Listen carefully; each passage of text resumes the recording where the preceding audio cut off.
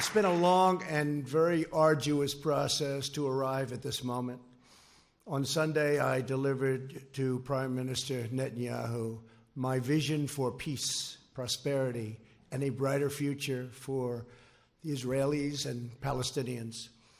This vision for peace is fundamentally different from past proposals.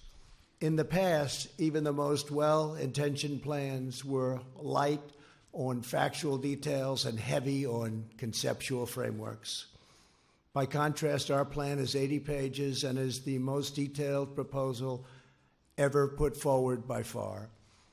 As I have seen throughout my long career as a deal maker, complex problems require nuanced, fact-based remedies. That is why our proposal provides precise technical solutions to make Israelis, Palestinians, and the region safer and much more prosperous. My vision presents a win-win opportunity for both sides, a realistic two-state solution that resolves the risk of Palestinian statehood to Israel's security. Today, Israel has taken a giant step toward peace. Yesterday, Prime Minister Netanyahu informed me that he is willing to endorse the vision as the basis for direct negotiations, and I will say the general also endorsed and very strongly with the Palestinians a historic breakthrough. And likewise, we have really a situation having to do with a race that is taking place right now.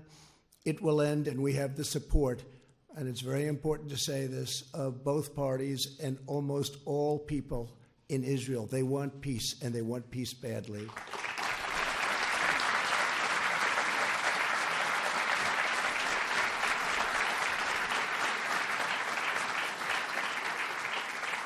This is the first time Israel has authorized the release of a conceptual map illustrating the territorial compromises it's willing to make for the cause of peace, and they've gone a long way.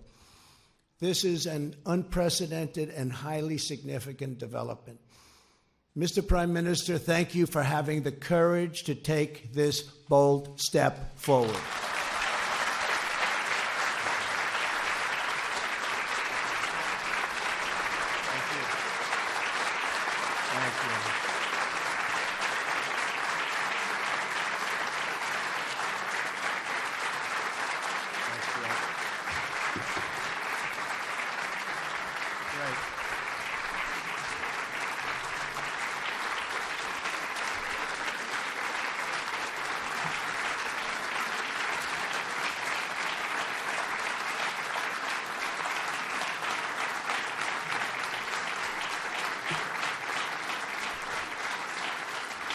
Bibi, we have a lot of powerful people in this room, a lot of the people that can help make it work. So that's quite a thunderous applause. Thank you very much. Thank you. We will form a joint committee with Israel to convert the conceptual map into a more detailed and calibrated rendering so that recognition can be immediately achieved.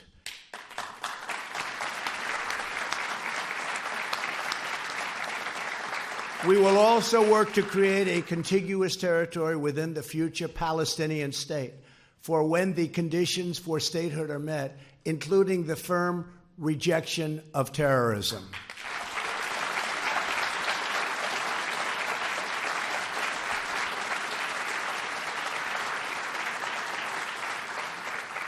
Under this vision, Jerusalem will remain Israel's undivided, very important, undivided capital.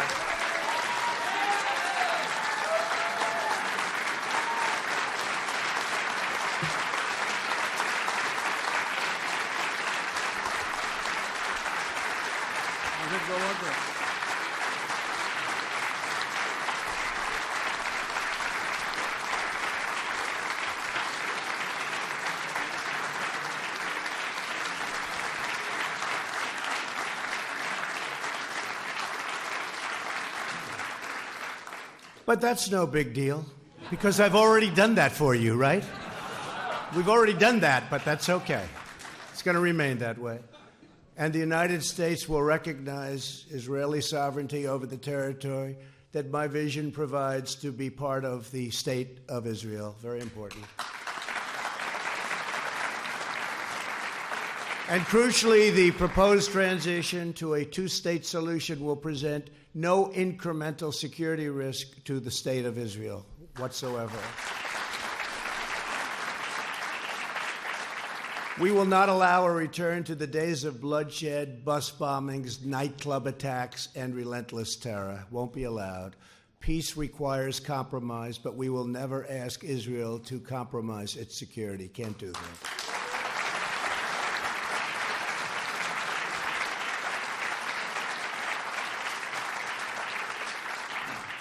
As everyone knows, I have done a lot for Israel, moving the United States Embassy to Jerusalem, recognizing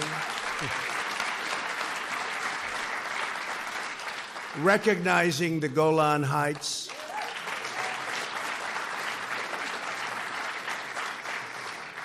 and frankly, perhaps most importantly, getting out of the terrible Iran nuclear deal.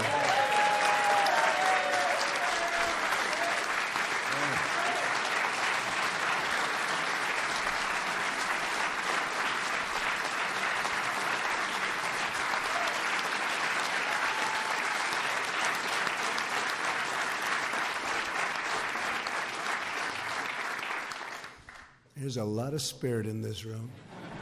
It's true. You don't see it often. You don't see it often. Therefore, it is only reasonable that I have to do a lot for the Palestinians, or it just wouldn't be fair. Now, don't clap for that, okay? But it's true. It wouldn't be fair. I want this deal to be a great deal for the Palestinians. It has to be. Today's agreement is a historic opportunity for the Palestinians to finally achieve an independent state of their very own. After 70 years of little progress, this could be the last opportunity they will ever have, and last for a lot of reasons. We'll never have a team like we have right now. We have a team of people that love the United States, and they love Israel, and they're very smart and very, very committed, from your ambassador, David Friedman,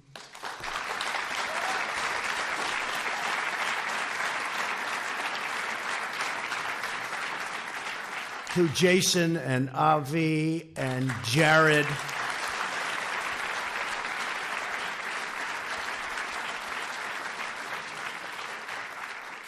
and they're all great deal makers, and they also understand the other side, and they want the other side to do well, because that's the sign of a great deal, and they understand that.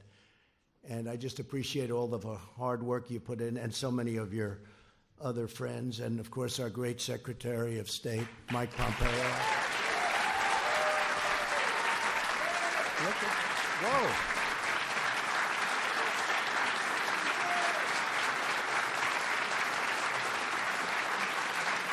Oh, that's impressive. That was very impressive, Mike. That reporter couldn't have done too good a job on you yesterday, huh? I think you did a good job on her, actually. That's good. Thank you, Mike. Great. Are you running for Senate? I guess the answer is no after that, huh? They all want him to. Kansas, great state. They want him to, but you're doing a great job. Don't move. The Palestinian people have grown distrustful after years of unfulfilled promises. So true. Yet I know they are ready to escape their tragic past and realize a great destiny. But we must break free of yesterday's failed approaches. This map will more than double the Palestinian territory and provide a Palestinian capital in eastern Jerusalem, where America will proudly open an embassy.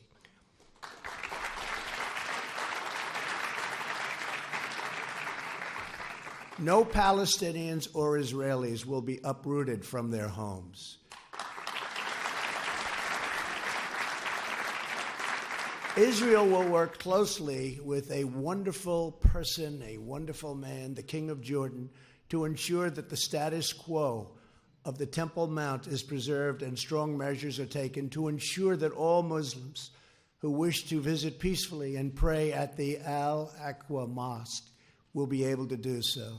This is a major statement. This is of major importance. And at the same time, our vision will deliver massive commercial investment of $50 billion into the new Palestinian state. You have many, many countries that want to partake in this, and many of them are surrounding. They all want this to happen. Virtually every one of them want this to happen, and I think, Bibi, you know that very well. You're going to have tremendous support from your neighbors and beyond your neighbors. Over the next 10 years, if executed well, 1 million great new Palestinian jobs will be created. Their poverty rate will be cut in half, and their poverty rate is unacceptable now and only getting worse. Their GDP will double and triple, and much-needed hope, joy, opportunity, and prosperity will finally arrive for the Palestinian people. Our vision will end the cycle of Palestinian dependency upon charity and foreign aid. They will be doing phenomenally all by themselves. They are a very, very capable people.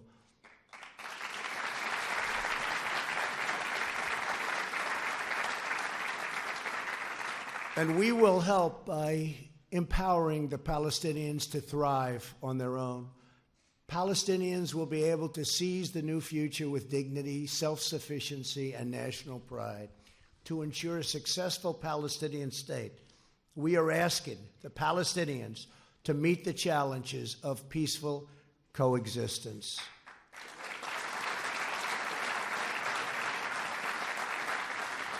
This includes adopting basic laws enshrining human rights, protecting against financial and political corruption, stopping the malign activities of Hamas, Islamic Jihad, and other enemies of peace, ending the incitement of hatred against Israel, so important, and permanently halting the financial compensation to terrorists.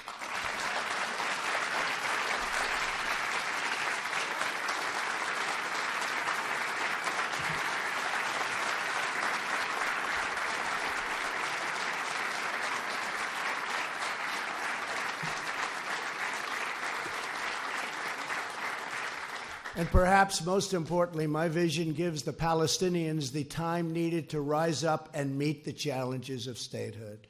I sent a letter today to President Abbas.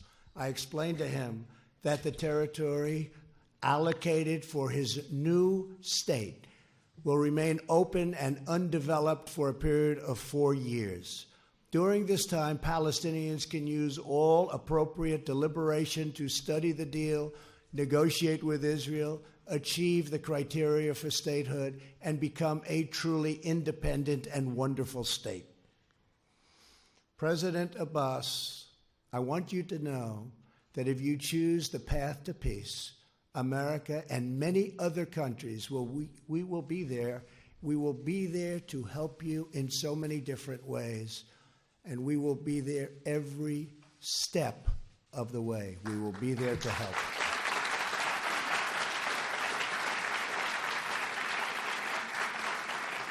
In other words, for the first time in many, many decades, I can say, it will work. It's going to work. If they do this, it will work.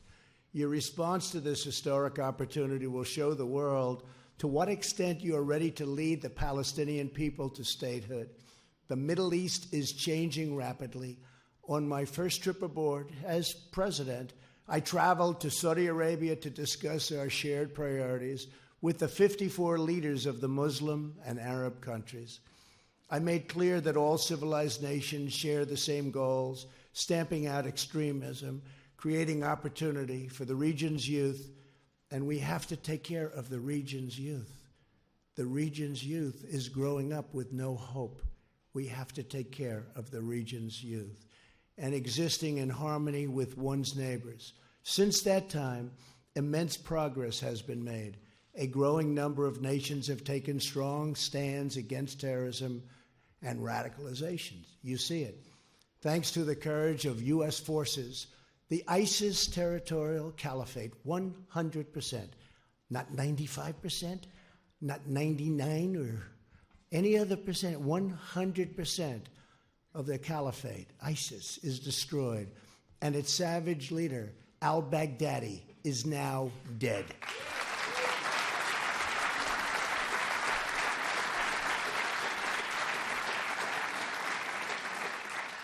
And I want to thank, we have some of our great senators and congressmen and women here, and I want to thank you all for the tremendous help. Thank you very much, Jim, Ted, everybody, Steve. Our leader, thank you. Mark, thank you.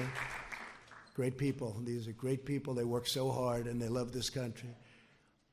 The Iranian regime is isolated and weakened greatly. We eliminated Qasem Soleimani, the world's top terrorist.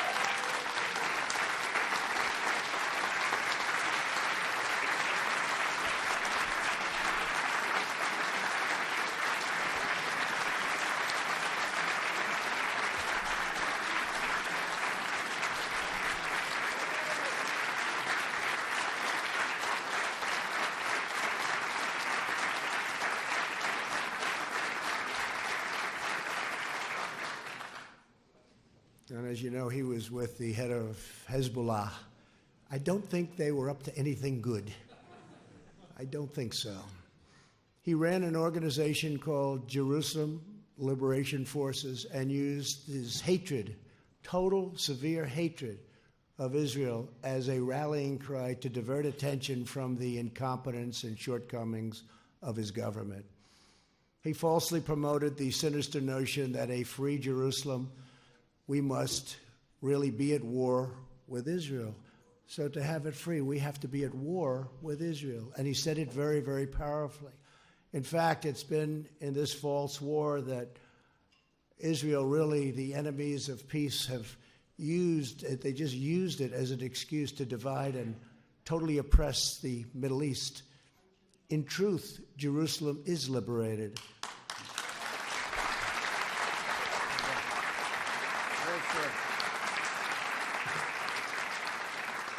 Jerusalem is a safe, open, democratic city that welcomes people of all faiths and all places.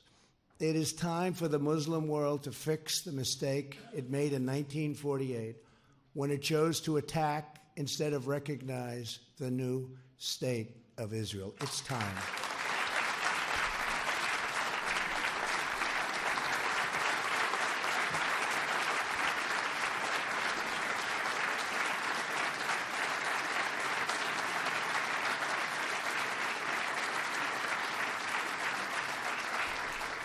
Since then, the amount of needless bloodshed and all squandered opportunities, so many squandered opportunities in the name of senseless causes, is beyond measure. The Palestinians have been the primary pawn in this regional adventurism, and it's time for this sad chapter in history to end quickly, end now. It's never too late for courageous leaders to set a new course, to pursue what is right, to change the future only for the better. America is prepared to work with all parties on our vision. So many other countries are willing, ready, and able to work with us. I've spoken to many of them. I cannot believe the amount of support this morning has. I cannot believe it. I have been called by leaders, Boris called, so many called, and they're all saying whatever we can do to help. They all want to see it happen.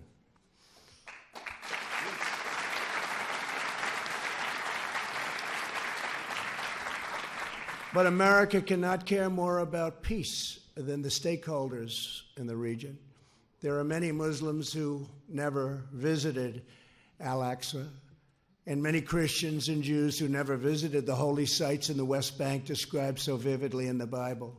My vision will change that. Our majestic biblical heritage will be able to live, breathe, and flourish in modern times. All humanity should be able to enjoy the glories of the Holy Land. This part of the world is forever connected to the human soul and the human spirit.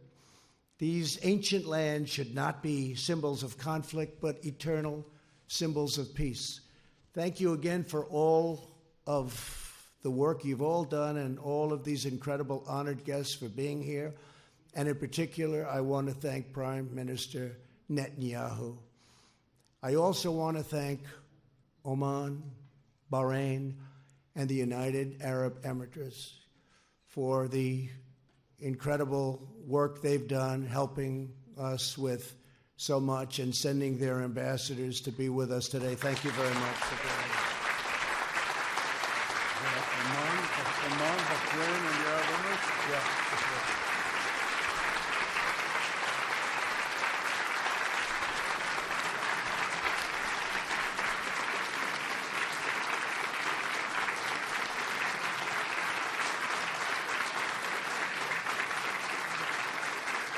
Thank you very much. Thank you very much. Please give our regards. America's partnerships in the region have never been greater, and our alliance with the State of Israel has never, ever been stronger than it is today.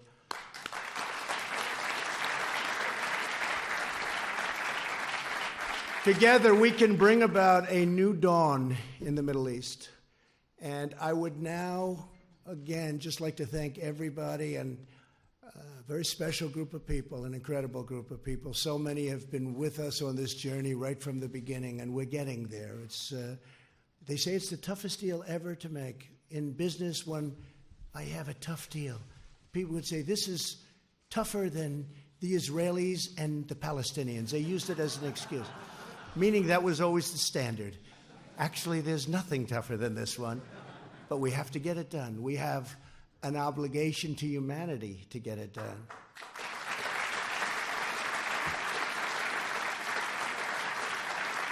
So I would now like to introduce the Prime Minister of Israel, who's worked so hard on this, Benjamin Netanyahu. Thank you.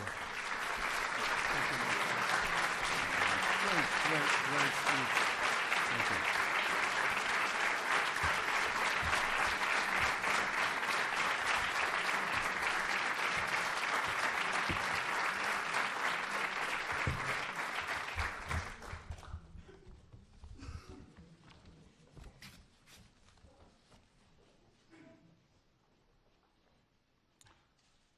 In the Middle East, we drink water before a long voyage.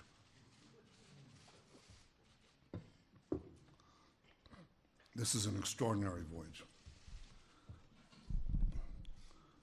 President Trump, Donald, I'm honored to be here today along with my wife, Sarah, Minister Yariv Levin, Ambassador Ron Dermer. Ron, thank you for everything you've been doing.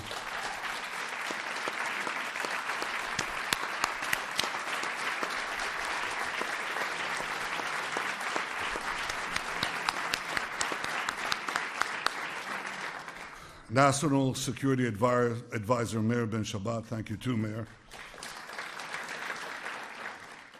And our entire delegation. We are honored to be here with you, Mr. President, with Secretary of State Mike Pompeo. We applaud you, Mike. Secretary of the Treasury Steve Mnuchin, National Security Advisor Robert O'Brien, America's UN Ambassador Kelly Craft,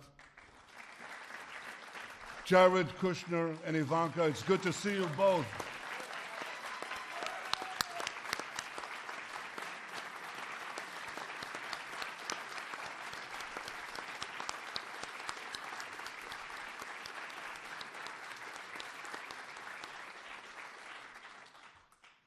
It's good to see the unfailingly energetic and optimistic Ambassador David Friedman, Jason Greenblatt, Avi Berkowitz, Brian Hook, and the rest of your exceptional peace pan, Mr. President. It's good to be here with the other distinguished ladies and gentlemen of your administration, with senators and members of Congress who are Israel's greatest friends on Capitol Hill. Thank you.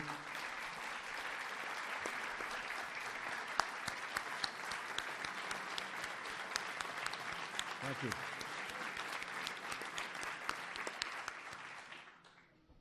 With the ambassadors of the United Arab Emirates, Bahrain, and Oman, what a pleasure to see you here, and what a sign it portends. I was going to say of the future, what a sign it portends of the present.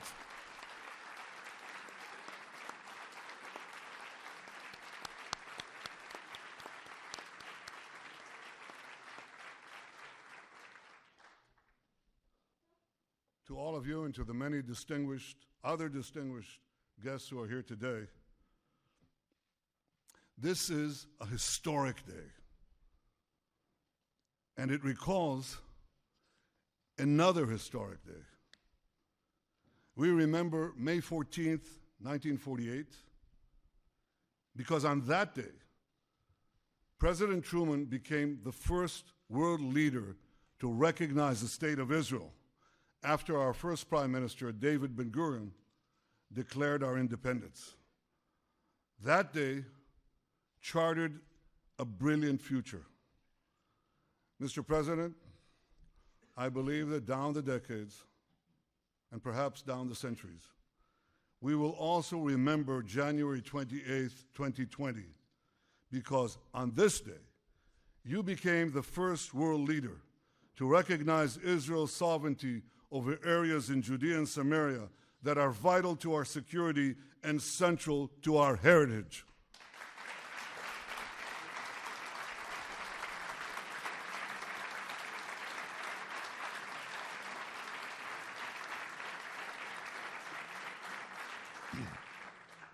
And on this day, you too have charted a brilliant future for Israelis, Palestinians, and the region by presenting a realistic path to a durable peace.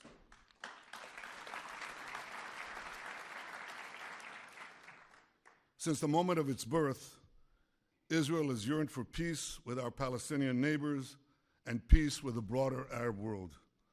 For decades, that peace has proved elusive, despite so many well-intentioned plans. One after the other, they failed. Why did they fail? They failed because they did not strike the right balance between Israel's vital security and national interests and the Palestinians' aspirations for self-determination. Too many plans tried to pressure Israel to withdraw from vital territory like the Jordan Valley. But you, Mr. President, you recognized that Israel must have sovereignty in the Jordan Valley and in other strategic areas of Judea and Samaria.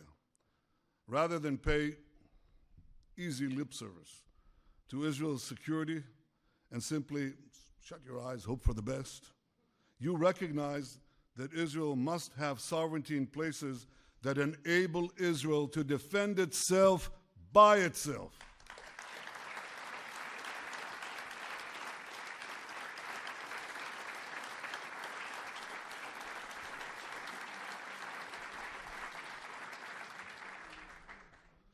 For too long, far too long, the very heart of the land of Israel, where our patriarchs prayed, our prophets preached, and our kings ruled, has been outrageously branded as illegally occupied territory.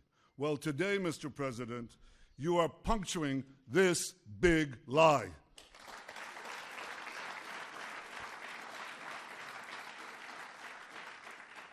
You are recognizing Israel's sovereignty over all the Jewish communities in Judea and Samaria, large and small alike.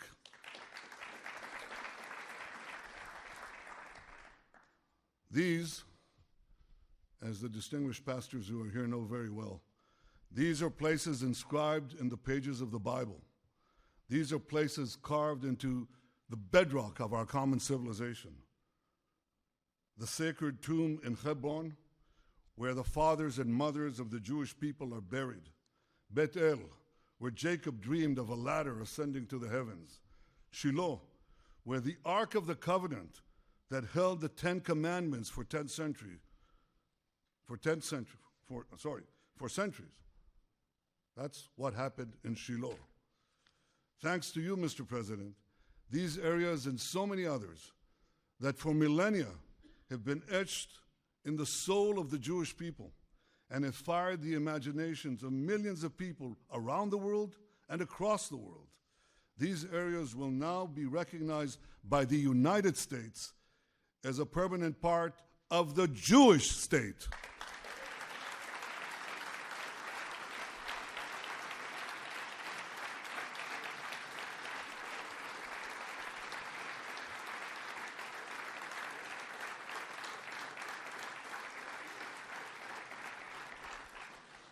Mr. President, because of this historic recognition, and because I believe your peace plan strikes the right balance where other plans have failed, I've agreed to negotiate peace with the Palestinians on the basis of your peace plan.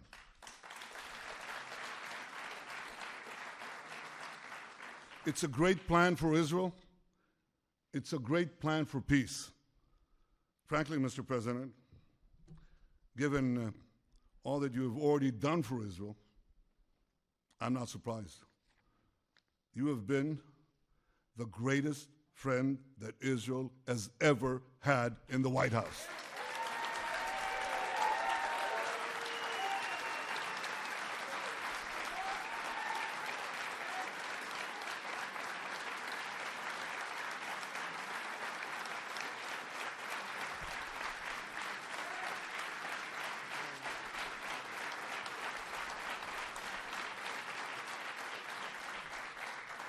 Frankly, though we've had some great, outstanding friends in these halls, it's not even close. Your historic decisions to recognize Jerusalem as Israel's capital, to recognize Israel's sovereignty over the Golan Heights, to reaffirm Israel's legal claims in Judea and Samaria, to stand up to Iran, to pull out of that dangerous Iran deal, to confront is not the word, to eliminate Qasem Soleimani, to support and encourage unbelievable cooperation between Israel and the United States in the military and strategic and intelligence fields. All this bear testament to the friendship and depth of your leadership and commitment to Israel. From our very first meeting here in the White House 3 years ago, you repeatedly made clear your commitment to help Israel achieve peace with the Palestinians and peace with the rest of the Arab world. Mr. President, I share that commitment, and I look forward to working with you to achieve a peace that will protect Israel's security, provide the Palestinians with dignity and their own national life, and improve Israel's relations with the Arab world. Your peace plan advances all these goals. First, it addresses the root cause of the conflict, by insisting that the Palestinians will finally have to recognize Israel as the Jewish state.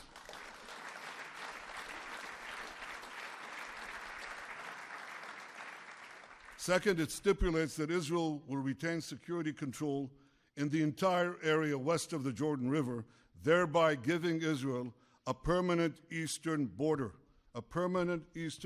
to defend ourselves across our longest border. This is something we've longed to have. We now have such a recognized boundary.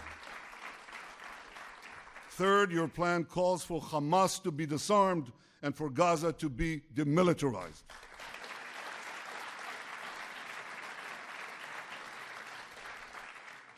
Fourth, it makes clear that the Palestinian refugee problem must be solved outside the state of Israel. Fifth, it calls for our ancient capital, Jerusalem, to remain united under Israel's sovereignty. It, of course, ensures that religious sites remain accessible to all faiths, and it maintains the status quo on the Temple Mount. Sixth, your plan does not uproot anyone from their homes, Israelis and Palestinians alike. Instead, it proposes innovative solutions whereby Israelis will be connected to Israel and whereby Palestinians will also be connected to one another. That helps if you have these real estate people, you know. They can come up with things normal human beings don't think about. And they have.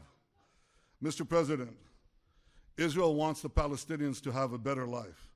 We want them to have a future of national dignity, prosperity, and hope. Your peace plan offers the Palestinians such a future. Your peace plan offers the Palestinians a pathway to a future state. I know that it may take them a very long time to reach the end of that path. It may even take them a very long time to get to the beginning of that path. But if the Palestinians are genuinely prepared to take that path, if they're genuinely prepared to make peace with the Jewish state, and if they agree to abide by all the conditions you have put forward in your plan, Israel will be there. Israel will be prepared to negotiate peace right away.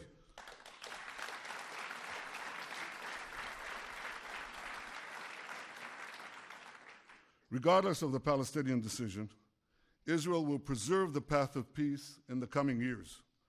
For at least 4 years, Israel will maintain the status quo in areas that your plan does not designate as being part of Israel in the future.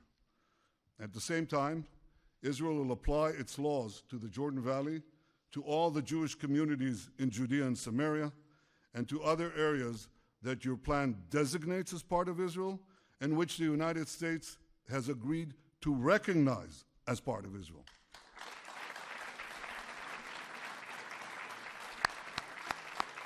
I like that.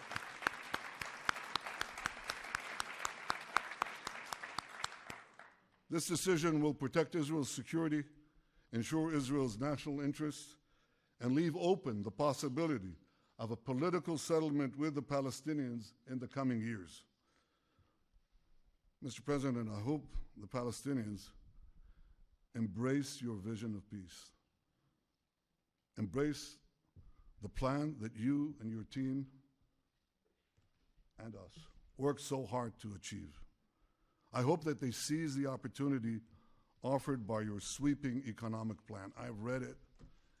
It takes enormous talent to reject $50 billion worth of investment. I know what that does to an economy. I know what it will do to Palestinian lives. I know what it will do to the youth of the region. I hope that the Palestinians embrace this and build with Israel a future of prosperity and peace. I also hope that our other Arab neighbors embrace your vision and forge a path of reconciliation with Israel that can create for all of us a brilliant future. Mr. President, I want to congratulate your fantastic team, there's no other word, your fantastic peace team for all their work. Jason Greenblatt,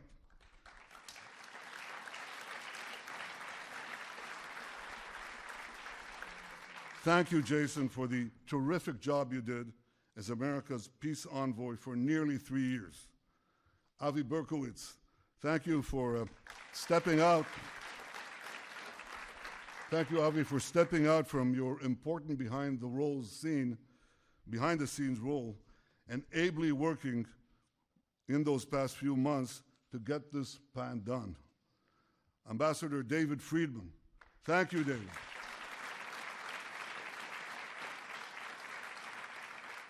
Thank you for your essential contribution to this effort and for the terrific job you do every day to strengthen the great alliance between Israel and America.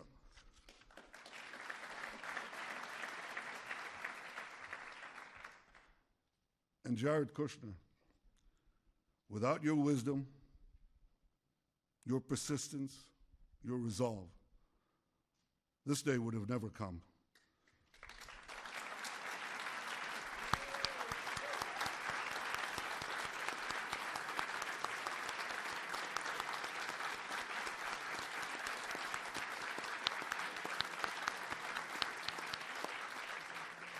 I know how much the Jewish future means to you and to your family.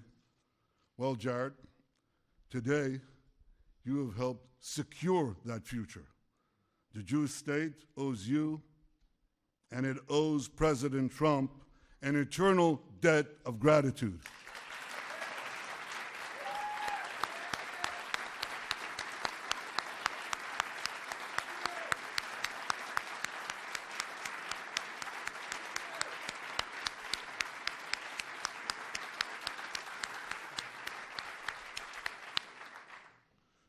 Mr. President, On that historic day of May 14th, 1948, both David Ben-Gurion and President Truman had a fateful decision to make. Many argued that Ben-Gurion should not declare Israel's independence. Many argued that President Truman should not recognize the Jewish state. But both leaders understood the magnitude of the hour. They seized the moment and they changed history. Like you, Mr. President, I understand the magnitude of this moment. With you, Mr. President, I'm prepared to seize the moment and change history. I know that there'll be opposition. There's always opposition. I know there'll be many obstacles along the way, much criticism. But we have an old Jewish saying, if not now, when? And if not us, who? Im lo achshav, matai, im lo anachnu, az mi? Mr. President, your deal of the century is the opportunity of the century. And rest assured, Israel will not miss this opportunity. Mr. President, Donald, Israel is blessed to have your friendship and your powerful leadership. And Israel is blessed to have the friendship of the greatest power on earth, the United States of America. May God bless America. May God bless Israel. And may God bless us all with security, prosperity, and peace. Thank you.